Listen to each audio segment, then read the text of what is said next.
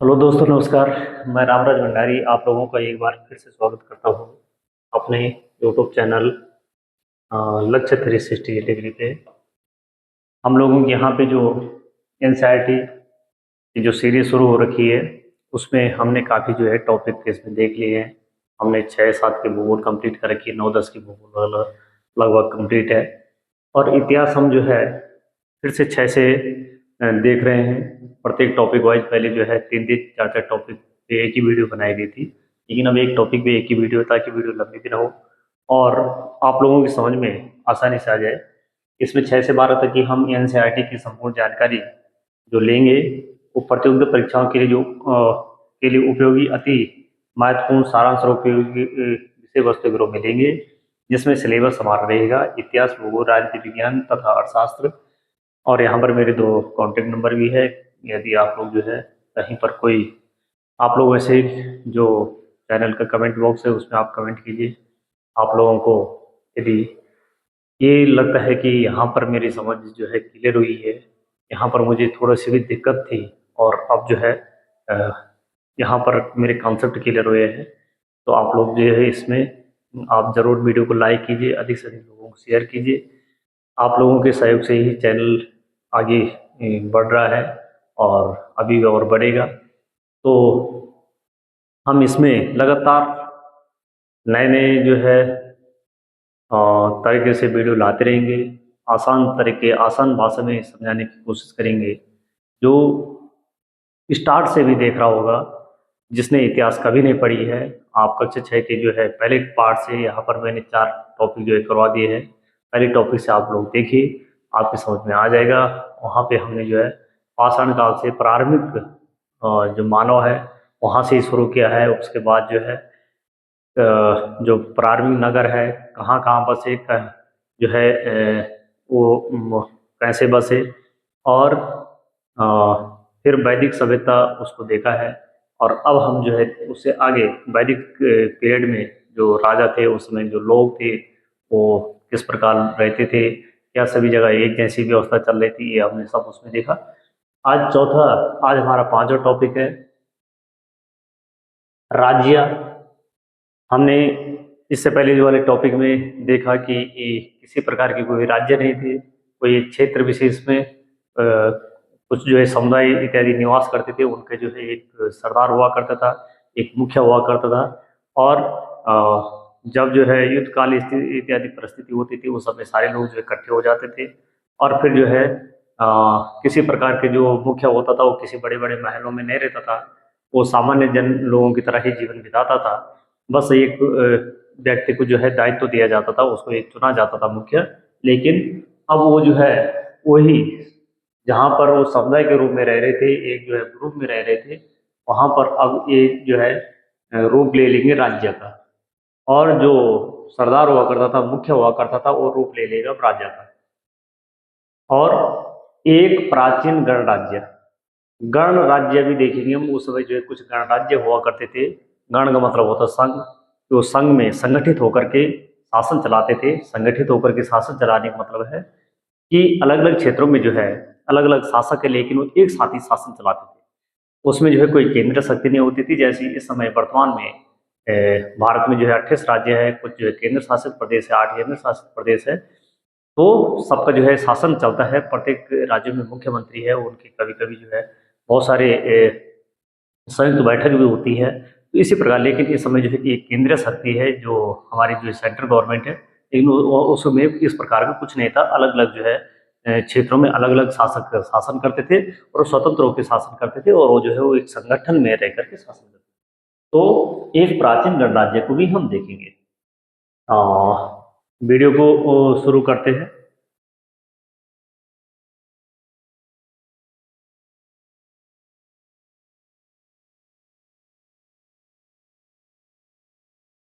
अब हम यहाँ पर जो देख रहे हैं, इतिहास हो चाहे भूगोल हो, इस प्रकार से देख रहे हैं कि ताकि हमारी जो है परीक्षा दृष्टि जो महत्वपूर्ण है वो भी न छूटे, और हमारी जो है समझ भी विकसित हो जाए, हमारे कंसेप्ट भी क्लियर हो जाए। इस प्रकार से हम देख रहे हैं। अब यहाँ पर क्या हो रहा है कि इस समय, अब जो समय जो पीरियड हम देख रहे हैं, लगभग जो है छठी, पांचवी छठी शताब्दी पूर्व के, ईसा पूर्व के हम समय को वो देख रहे हैं, जिस समय जो गणराज्य या जिस समय जो है महाजनपद काल जिसे कहते हैं, उस समय को हम देख रहे हैं, जिस समय 16 महाजनपदों की हम जो है जनपदों की बात करते हैं। तो इस समय जो है उसमें कुछ जो है महाजनपद बहुत महत्वपूर्ण थे। इस समय अब जो है यानी वैदिक काल के बाद, उत्तर वैदिक काल के बाद की बात हो रही है, आगे की बात हो रही है, 600 BC की बात हो रही है।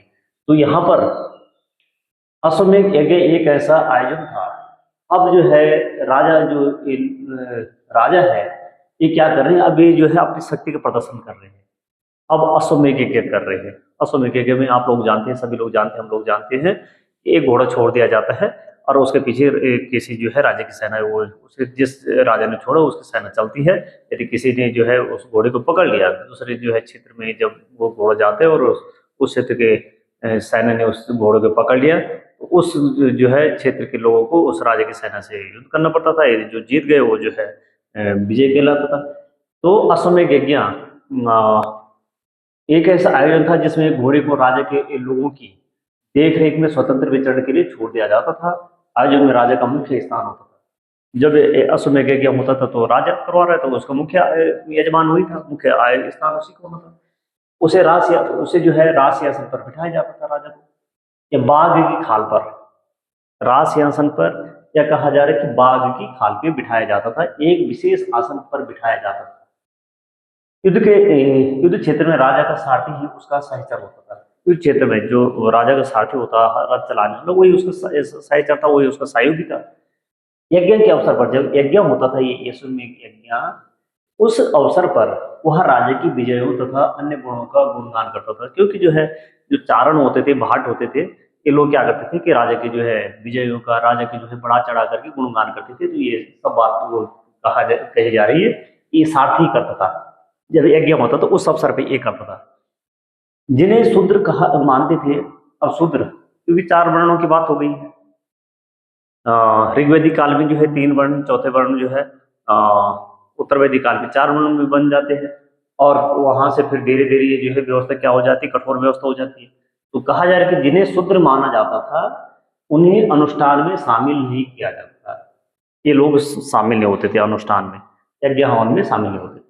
महायज्ञों को करने वाले राजा अब जन के राजा न होकर के जनपदों के राजा। पहले तो ये जन का राजा था। जन जन मतलब जो है लोग, जो एक सरदार मुख्य हो गए। लेकिन अब ये क्या बन गए हैं, जन के हो गए जनपद, पद मतलब पैर, और जन मतलब लोग। जहां पर जो है जिस क्षेत्र में, जनपद का शाब्दिक अर्थ है जन के बसने की जगह, जहां पर लोग बस रहे, तो अब इस जनपद का राजा कहलाने लगा। पुरातत्वविदों ने इन जनपदों की कई वस्तुओं की खुदाई की। अब बहुत सारे जो है प्राचीन जनपद जो है मिले हैं, बहुत सारे जनपदों के साक्ष्य मिले, जैसे जो है हमें पाषाण काल के साक्ष्य मिलते, उत्तर जो है पूरा पाषाण काल के, मध्य पाषाण काल के, नव पाषाण काल के, या जो है सिंधु सभ्यता के जो है साक्ष्य मिलते, वैसे इन जनपदों की भी साक्ष्य मिले, और इनकी जो खुदाई हुई यहाँ जो है कुछ जो है ऐसे साक्ष्य मिले कि यहाँ पर जो है कुछ पुराने जनपद थे।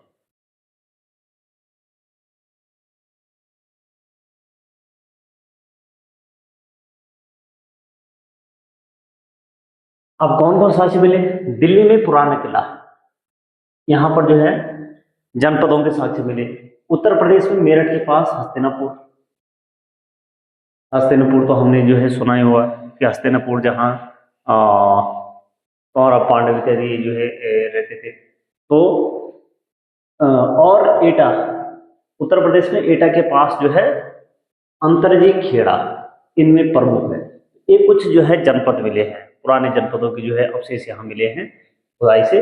इन पुरा स्थलों में से कुछ विशेष प्रकार के बर्तन अब जो है कैसे पता लगा ये जो है किस समय की है, जनपद काल के, वहां जनपद काल के हैं जो है, ये पुरापाषाण काल के है या नवपाषाण काल के। तो इससे जो बर्तन मिले हैं इस समय विशेष प्रकार के मिले हैं, उन्हें चित्र धूसर पात्र के नाम से, पात्र मतलब बर्तन, चित्रित धूसर, चित्रित मतलब उन पर चित्रकारी की गई है, ये रूम में जाना जाता था। इनके नाम से स्पष्ट है कि इन बर्तनों पर क्या कर रखी है, चित्रकारी की गई है। ये आमतौर पर सरल रेखाओं तथा ज्यामितीय आकृतियों के रूप में है।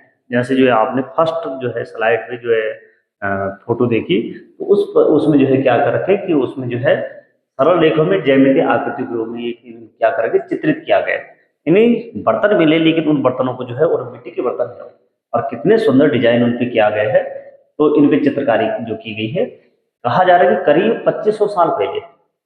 अब 2500 साल पहले का मतलब है कि 500 बीसी ईसा पूर्व, 500 ईसा पूर्व, 500 ईसा पूर्व की बात की जा रही है।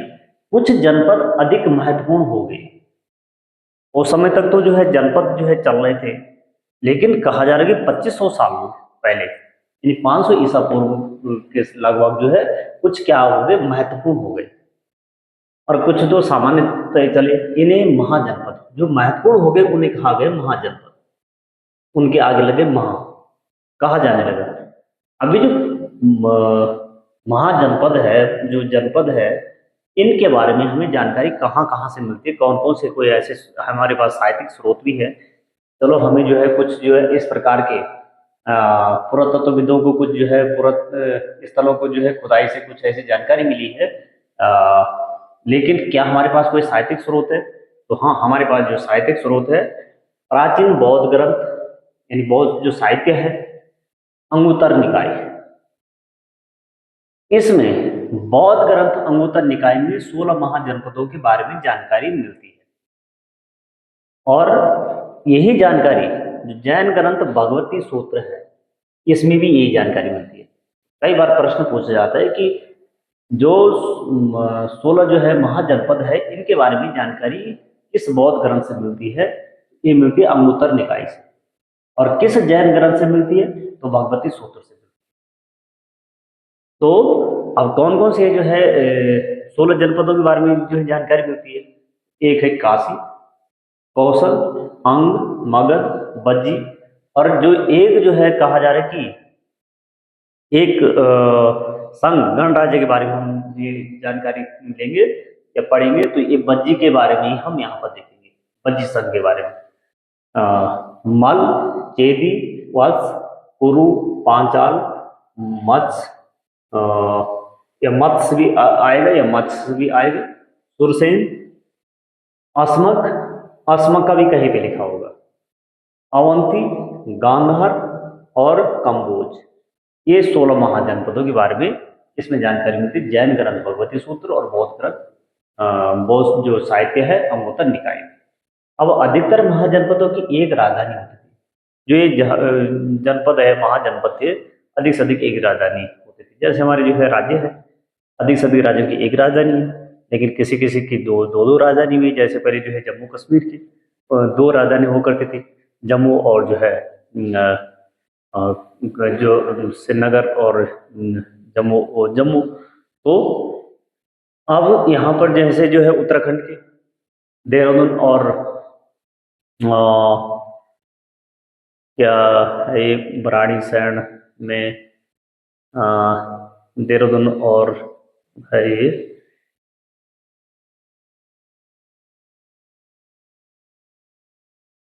तो ये भराड़ीसैंण में जो है गैरसैंण जो है उत्तराखंड की राजधानी। तो इस प्रकार से कई जो है अन्य भी है। कई राजधानियों में किलेबंदी की गई थी, और बहुत सारी राजधानी में इनमें क्या कर रखी थी? किलेबंदी। किलेबंदी क्यों कर रखी होगी? सुरक्षा के लिए। तो यहाँ पर देख लेते कि चित्रित दोसर पात्र, इस प्रकार से चित्रित दोसर पात्र है। और चित्रित दोसर पात्र में जो है ये ज्यामितीय आकृति में सरल रेखाओं में जो है इस पे क्या करके कुछ जो है चित्रकारी कर रखी है। ये जो है कितनी अच्छी जो है लग भी नहीं रहा कि मिट्टी के बर्तन है। तो ये इस प्रकार से जो है ज्यामितीय आकृति में इनमें कुछ चित्रकारी कर रखी है। ये कुछ जो है इस प्रकार से इसमें कर रखी है।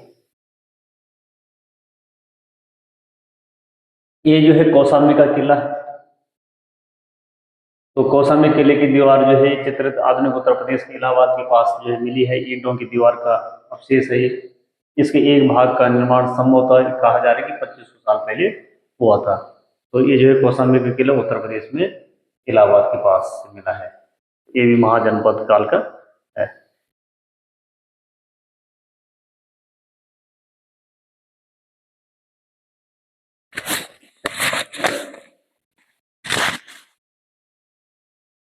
अब लोगों ने अन्य राजाओं के आक्रमण के डर से अपनी सुरक्षा के लिए इन किलों का निर्माण करा। तो ये सामान्य सी बात है कि किस चीज के लिए किलों का निर्माण करवाए गए होंगे, सुरक्षा के लिए। कुछ राजा अपनी राजधानी के चारों ओर विशाल, ऊंची और प्रभावशाली दीवार खड़ी कर अपनी समृद्धि और शक्ति का क्या करते थे, प्रदर्शन भी करते थे। कुछ जो है इसलिए भी बनवाते थे किले, अपनी शक्ति और जो है समृद्धि का प्रदर्शन करने के लिए, हम इतने शक्तिशाली। इस तरह के किले से के अंदर रहने वाले लोगों और उस क्षेत्र पर नियंत्रण रखने में क्या हो जाता था, अंदर जो लोग हैं और उस क्षेत्र में जो लोग हैं उन पर नियंत्रण रखना भी सरल हो जाता था। अब हम देखते हैं कि जो यहाँ पर कुछ महाजनपद है, यहाँ पर जो है इनको देखते हैं। तो जो 16 महाजनपद है इनको देखते हैं। तो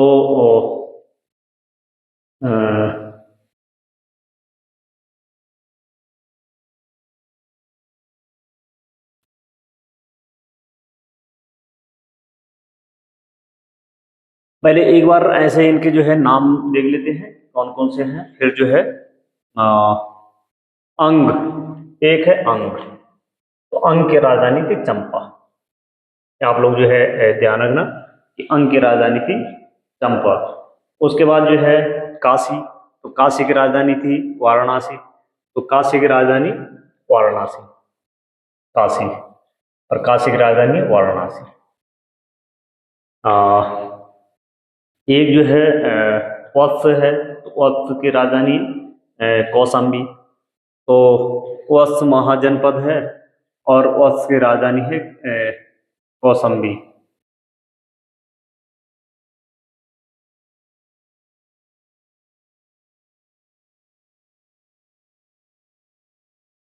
ये कौशाम्बी राजधानी है, ये वत्स जो जनपद है वत्स की राजधानी कौशाम्बी।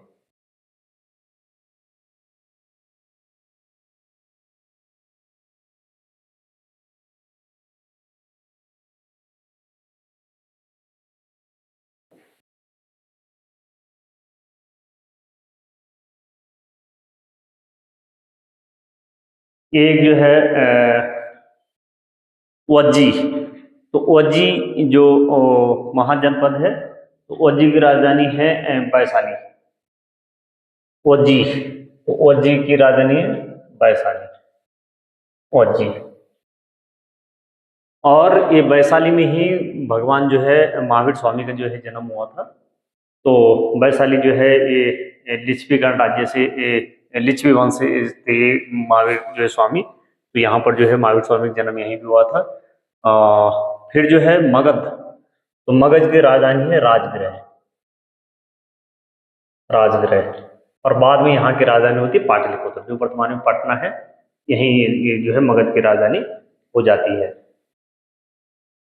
फिर पांचाल, तो पांचाल की राजधानी थी अहिछत्र। पांचाल की राजधानी अहिछत्र। और एक यहाँ पर पांचाल है और पांचाल की राजधानी थी अहिछत्र। और जो है इसकी राजधानी थी काम्पिल्य। तो दो राजधानी थी इसकी, एक काम्पिल्य थी और एक जो है अहिछत्र थी। तो दो राजधानी थी, एक उत्तरी पांचाल, एक दक्षिणी पांचाल। तो उत्तरी पांचाल की राजधानी थी अहिछत्र, ये पांचाल की राजधानी अहिछत्र और दक्षिणी पांचाल की काम्पिल्य। इसके बाद जो है चेदी, तो चेदी की राजधानी थी शक्तिवर्मन, शक्तिमती। चेदी की राजधानी थी शक्तिमती,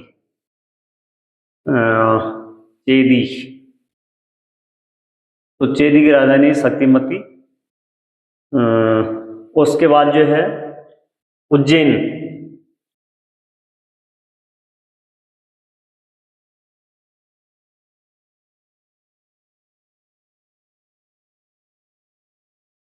कुरु, कुरु की राजधानी थी इंद्रप्रस्थ। कुरु की राजधानी थी इंद्रप्रस्थ। और कुरु की राजधानी इंद्रप्रस्थ। और ये वाला जो ये हस्तिनापुर वाला क्षेत्र है, ये तो ये जो है पुरु वंश के जो है कौरव पांडव, ये इनका जो वंश है इसी से है। फिर है मत्स्य, मत्स्य की राजधानी विराटनगर। मत्स्य, तो मत्स्य की राजधानी थी विराटनगर। उसके बाद जो है मत्स्य की राजधानी विराटनगर, उसके बाद जो है कंबोज। तो कंबोज की राजधानी थी हाटक। सुरसेन, सुरसेन की राजधानी थी मथुरा। तो सुरसेन मथुरा वाला जो है ये जो है मथुरा वाला इधर ही पड़ेगा। तो सुरसेन की राजधानी थी मथुरा।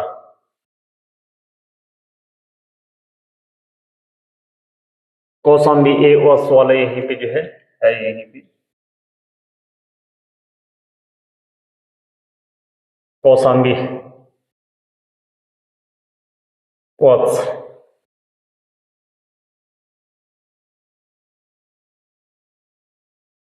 वत्स की जो है कौशाम्बी थी राजधानी। और हम्म, फिर जो है मगध की राजगृह पटना। कौशल की जो है अयोध्या, कौशल। तो कौशल की जो है अयोध्या या श्रावस्ती इसे कहा जाता था, कौशल श्रावस्ती और अयोध्या। उसके बाद जो है मत्स्य की विराटनगर, मत्स्य की विराटनगर हो गई है।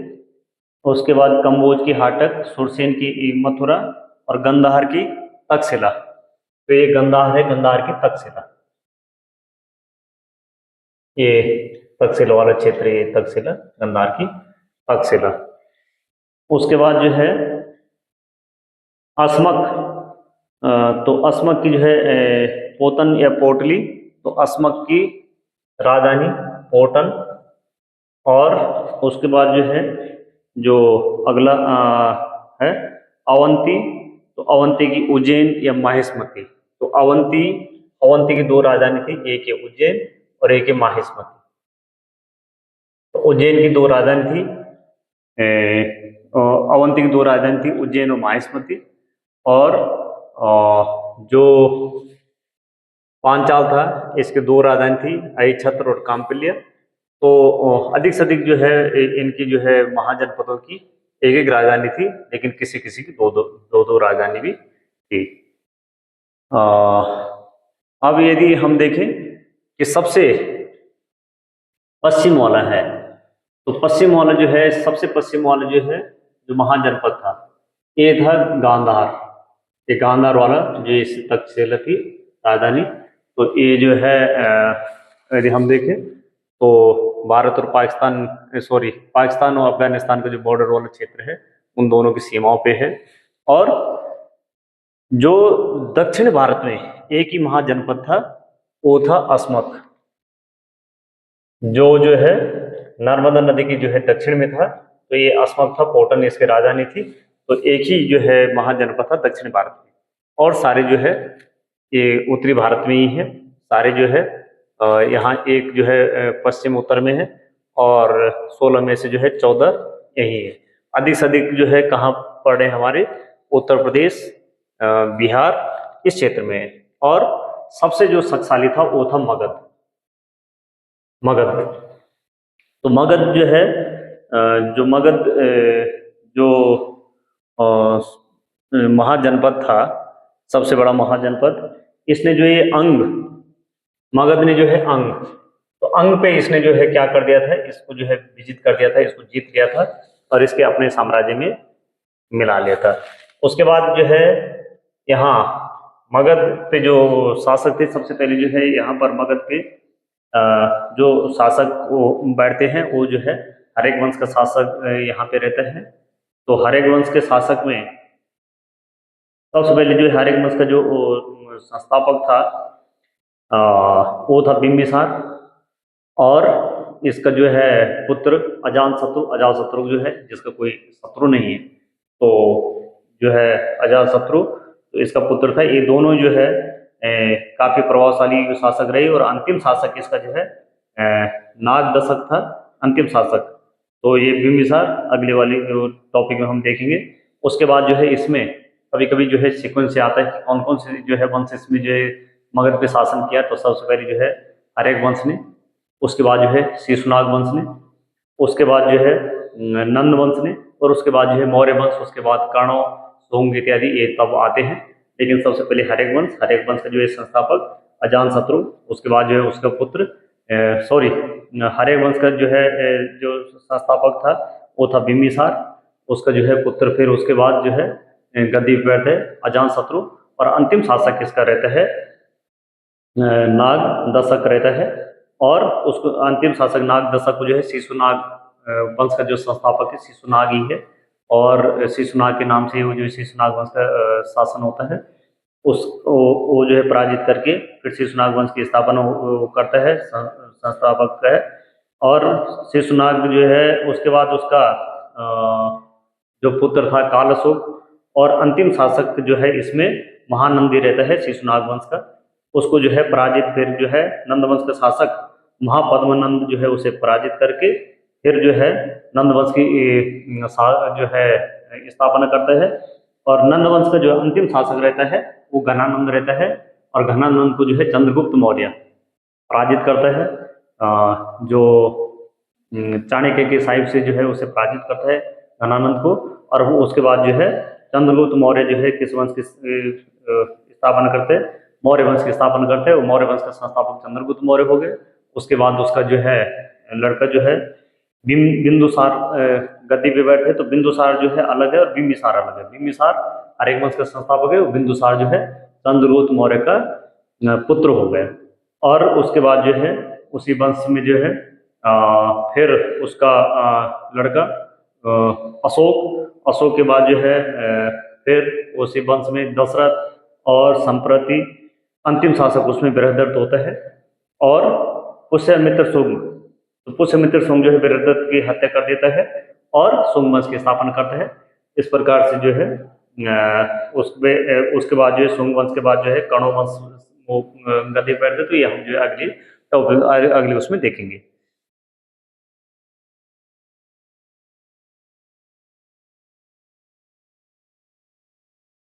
अब यहाँ पर जो इनमें जो शासन व्यवस्था थी और किस प्रकार से इनकी शासन व्यवस्था चलती थी, किस प्रकार से जो है ये इनकी इनकम क्या थी, ये जो है राजस्व किस प्रकार से वसूलते थे, आय के क्या स्रोत थे इनकी, तो यहाँ पे हम देखेंगे। अब राजा क्या करने लगा, सेना रखने लगे थे।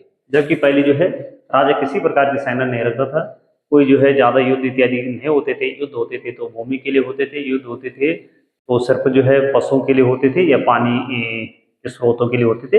इसी प्रकार से जो है कुछ युद्ध होते थे। लेकिन अब राजा क्या रखने लगा, सेना रखने लगा। तो सेना रखने लगे तो उसके लिए जो है पैसा चाहिए, उसके लिए इनकम चाहिए, उसके लिए जो है उनके लिए रख रखाव, उनके जो है सैन्य सामग्री के लिए या खाने पीने के लिए भी अन्न इत्यादि चाहिए।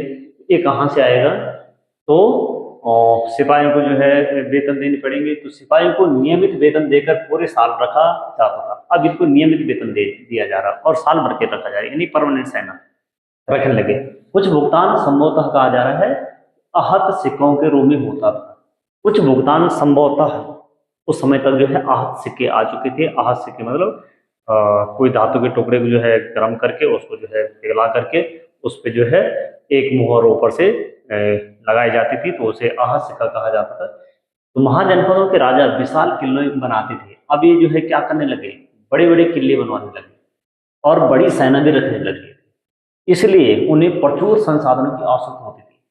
अब संसाधन की जरूरत है उन्हें, जब सेना रख रहे हैं, किले बनवा रहे हैं, निर्माण कार्य करवा रहे हैं, इसके लिए उन्हें कर्मचारियों की भी आवश्यकता। अब उन सैनिकों को देखने के लिए कर्मचारियों की आवश्यकता है। राजस्व जो है प्रशासन चलाने के लिए जो है कर्मचारियों की आवश्यकता है। तो अतः महाजनपदों के राजा लोगों द्वारा समय समय पर लगाए गए उपहारों पर निर्भर न रह करके अब नियमित रूप से कर वसूलने लगे। जिस प्रकार से जो है नियमित परमानेंट इन्होंने सेना रख दी, उस प्रकार से ये जो है नियमित अब जो है निश्चित समय पे जो है टैक्स ले रहे हैं। पहले के राजा क्या थे कि उपहार देते थे, अब ये उपहार पे जो है निर्भर नहीं है, अब ये परमानेंट दे रहे हैं कि भाई ऐसे काम नहीं चलेगा कि कभी जो है आ रहे हो एक साल में मिलने के लिए तो तब जो है उपहार दे रहे हो। अब बोले अब जो है आपको महीने महीने के जो है फसल आने पे देना पड़ेगा, एक फसल जो है पर एक फसल। तो कौन कौन से टैक्स ले रहे, तो फसलों पर लगाए गए कर। एक तो फसलों पे जो है इन्होंने कर लगा दिए कि ये निश्चित कर दिया कि इतना आपको जो है कर के रूप में देना है। कोई कारीगर है तो उनके ऊपर भी उन्होंने टैक्स लगा दिया। पशुपालकों को, जो पशुपालक है उनको जो है टैक्स के रूप में क्या देना पड़ता था, जानवरों या उनके उत्पाद, जानवर या उनके उत्पाद जो है दूध दही घी मठा इत्यादि जो भी है वो देना पड़ता था, कर देना पड़ता था। व्यापारी को जो देना पड़ता था, सामान पर कर देना पड़ता था। व्यापारी को जो है सामान के हिसाब से, कितना सामान है उस हिसाब से कर देना पड़ता था। और जो आखेटक थे, जो है शिकारी थे तथा संग्रह थे, यानी ये कहाँ होंगे, ये तो जंगलों की तरफ होंगे, आखेटक है शिकारी है, ये जंगलों की तरफ होंगे। तो इनको जो है जंगलों से प्राप्त वस्तु देनी होती थी। इनको जो जंगल से प्राप्त वस्तु है वो कुछ जो है इनको टैक्स के रूप में राजा को देनी होती थी। तो आखेटकों और संग्रहों को जो है क्या कर के रूप में देना पड़ता था, जंगलों से प्राप्त वस्तु देनी पड़ती थी। यानी उनको जो है उपज का आएगा 1/10 भाग, या जो है जंगलों से प्राप्त वस्तुएं, या जो है मुद्रा के रूप में, तो इन्हों जो है ध्यान रखना आप लोग, जंगलों से प्राप्त वस्तु देनी होती थी। अब कृषि में परिवर्तन हो रहा है इस समय। कृषि में क्या परिवर्तन आ रहा है कि इस युग में कृषि के क्षेत्र में दो परिवर्तन आए। अब जब जो है राजा परमानेंट सेना रख रहा है, टैक्स ले रहा है, तो अब जो है राजा चाहेगा कि अधिक से अधिक टैक्स आए, तो ये क्या करेगा कि कृषि में परिवर्तन कराएंगे। तो कृषि में जो है ज़्यादा ध्यान देंगे, तो कृषि में जो है ज़्यादा, जितना ज़्यादा ध्यान देंगे उतना ज़्यादा उत्पादन होगा, उतना ज़्यादा टैक्स आएगा। तो इस युग में कृषि के क्षेत्र में दो बड़े परिवर्तन आए। क्या दो परिवर्तन आए?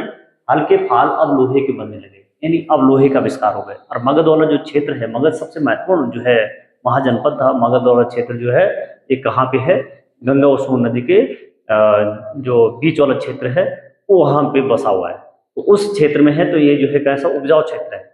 और ये क्षेत्र जो आपका जो है बिहार झारखंड वाला क्षेत्र है, यहाँ पर लोहे की बहुत सारी खाने हैं। तो यहाँ पर लोहे की खाने हैं, तो यहाँ पर जो है लोहे का पता लगे, लोहे के फल जो है पता लगने से, लोहे के आविष्कार होने से, लोहे की जानकारी होने से, अब जो है जो हल का जो फाल था पहले जो लकड़ी का बनता था, अभी लोहे का बनने लगा। अब लोहे के बनने लगे तो जमीन को ज्यादा जो है तेरे जमीन को जो है अच्छे से जो है उसकी जुताई होगी। तो अब कठोर जमीन को लकड़ी के फाल की तुलना में लोहे के फाल से आसानी से जोता जा सकता था। इससे फसलों की उपज बढ़ गई। तो दूसरे, एक तो कारण ये था कि दो परिवर्तन ये आए। दूसरा क्या है, लोगों ने धन के पौधों का रोपण शुरू किया। पहले तो जो है सिर्फ हम जैसे जो सिंचित खेत नहीं होते वहां पर सीधे जो है बीज बोते हैं।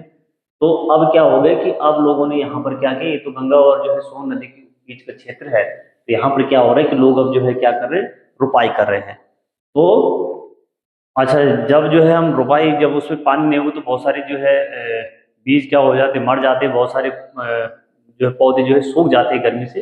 लेकिन अब ऐसा नहीं होगा। क्यों होगा? अब ऐसा नहीं होगा कि यहाँ पर जब सिंचाई होगी तो खेतों में बीज छिड़क करके धन उपजाने की वजह धान की पौध तैयार कर उनका रोपण शुरू किया गया।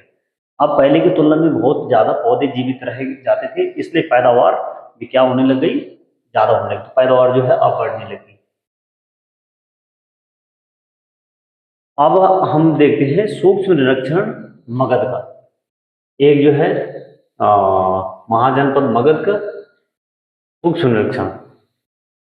तो कहा जा रहा है कि गंगा और सोन जैसी नदियों मगध से होकर के बहती थी। ये दोनों नदी मगध से होकर बह रही है। जहाँ नदी है वहाँ जो है फसल भी अच्छी होगी, कृषि अच्छी होगी। तो वहाँ अब देखो इससे क्या फायदा हो रहा है, ये यातायात के लिए, क्योंकि यातायात के उस समय जो है प्रमुख साधन यही थी, नदियाँ थी। जल वितरण और जमीन को उपजाऊ बनाने के लिए बहुत महत्वपूर्ण थी। ये दोनों नदी जो है क्या कर रही है कि एक तो जो है जल वितरण और जो है जमीन को उपजाऊ भी बना रही है।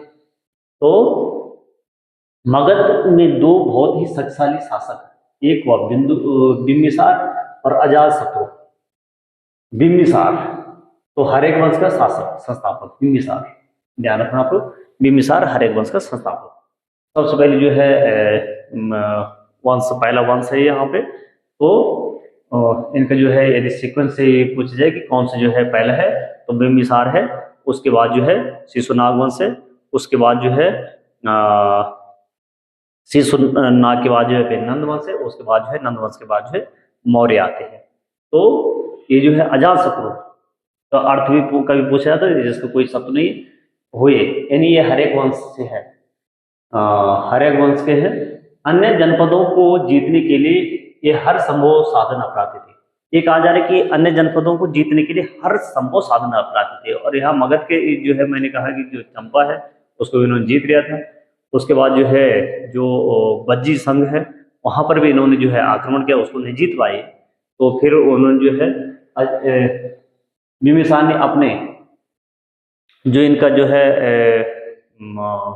मंत्री था वो इन्होंने बुद्ध के पास भेजा था कि हम जो है क्या कारण है कि हम जो है वज्र संघ को नहीं जीत पा रहे। तो बुद्ध जो है पूछते हैं उनसे कि क्या वहाँ पर जो है जो वज्र संघ है वहाँ पर जो है बराबर बैठक होती है, मीटिंग होती है, वो आपस में मिलते हैं, उनमें जो है फिर वो कहते हैं कि उनको जीतना मुश्किल है क्योंकि इनमें शक्ति में क्या है, संगठन में शक्ति है, इनको नहीं जीता जा सकता है।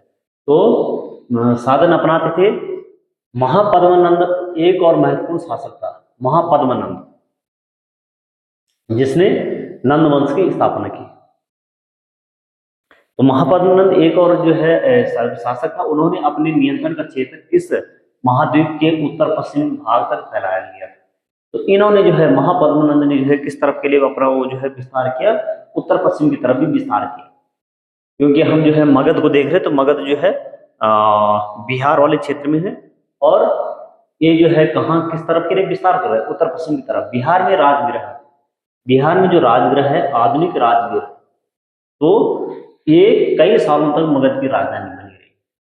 और बाद में राजधानी मगध की कहाँ पे होगी, पाटलिपुत्र में, जो आज का पटना है, वो राजधानी बना गई। तो पहले राजधानी कहाँ थी, जो है राजगृह, जो राजगृह है, और राजगृह आए, राजगृह आए, और अब जो है तब बाद में कहाँ बन गई थी, पाटलिपुत्र में। 2300 साल पहले, यानी 2300 साल पहले मतलब यदि ईसा पूर्व के हिसाब से देखें तो 300 ईसा पूर्व, 300 ईसा पूर्व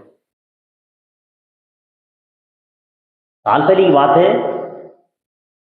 मोसिडोनिया का राजा सिकंदर विश्व विजय करना चाहता था। अब सिकंदर का नाम तो हमने सबने सुना है कि सिकंदर क्या करना चाहता था, विश्व विजय करना चाहता था। भारतीय उपमहाद्वीप में ब्यास नदी के किनारे तक पहुंच गया। ये कहां तक पहुंच गया था, ब्यास नदी के किनारे तक पहुंच गया था। यानी जो सिकंदर और जो है राजा जो पुरो है उसके बीच में युद्ध हुआ, और राजा पुरो जो है क्या हो गए, ये पराजित हो गए। जो झेलम नदी का युद्ध है, वितिस्ता का युद्ध के नाम से हम जिसे जानते हैं। और फिर जो है ब्यास नदी तक की इसकी सेना पहुंची थी, लेकिन वहां से इसकी सेना ने आगे बढ़ने से मना कर दिया था, और फिर जो है वापस हो गया था। तो उसने अब यहाँ पे जो है ये हमने मगध को देख लिया, एक महाजनपद मगध को देखा। अब हम ये जो है एक गणराज्य को देखते हैं, बज्जी संघ। तो बज्जी गणराज्य, बज्जी संघ। तो बज्जी राज्य की राजधानी वैशाली, बिहार। इसकी राजधानी वैशाली, बिहार। जिस क्षेत्र में वैशाली में जो है, जिसमें जो है महावीर स्वामी का जो है जन्म हुआ था, जो लिच्छवी वंश से संबंधित थे। और जो बुद्ध थे ये जो है शाक्य वंश से संबंधित थे, शाक्य कुल से संबंधित थे। और इनकी माँ जो है कोले जो है गणराज्य की थी। तो महामाया, जिनकी जो है इनके बुद्ध के जन्म के 7वें दिन जो है उनकी मृत्यु हो गई थी। और उसके बाद उनके पालन पोषण किसने किया था, उनकी जो है जो मौसी है प्रजापति, तो गौतमी प्रजापति, उन्होंने क्या, तो उनके नाम पे उनका नाम जो है गौतम रखा गया था। या जो है उन्हें शाक्य कुल से संबंधित तो शाक्य मुनि के नाम से उन्हें जानते। महात्मा बुद्ध है, शाक्य मुनि है, बहुत सारे उनके नाम है। तो यहाँ पे बज्जी संघ की बात की जा रही है। यह एक अलग किस्म की शासन व्यवस्था थी। अब किस किस्म की शासन व्यवस्था थी, गण या संघ कहते थे, गण या संघ। बहुत सारे गण या बहुत सारे संघों में वो बंटा हुआ था। संघ मतलब जो है संगठित थे, संगठित जो है लेकिन छोटे छोटे गणों में वो बंटे हुए थे, छोटे छोटे जो है राज्यों में बंटे हुए थे। और अलग अलग जगहों पे जो है अलग अलग जो है शासक क्या कर रहे थे, शासन कर रहे थे।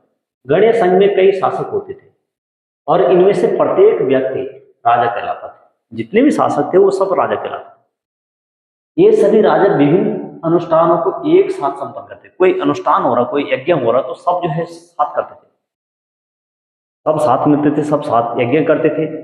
सब जो है कोई बैठक हो रही वो साथ होती थी। और फिर जो है अपने अपने क्षेत्र को शासन करते थे। सभाओं में बैठकर ये बातचीत, बहस और वाद विवाद के जरिए निर्णय करते। कोई निर्णय करना है तो सभा बुलाई जाती थी और वहां पर जो है सारे राजा आते थे, कोई निर्णय लिया जाता था। अब कहा जा रहा है कि स्त्रियां, दास तथा कुंभकार,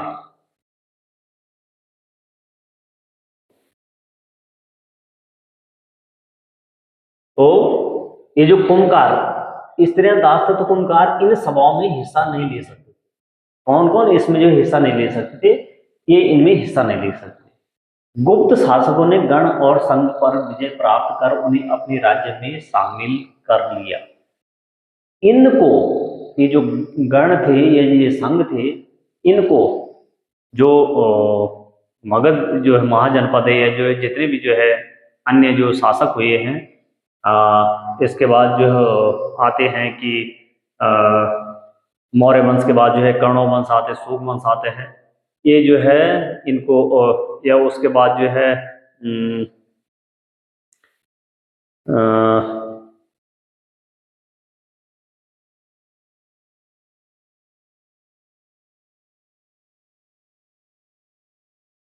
1000 कनिष्क, कनिष्क आता है, तो इत्यादि ये लोग जो है इनको जो है नहीं जीत पाते हैं।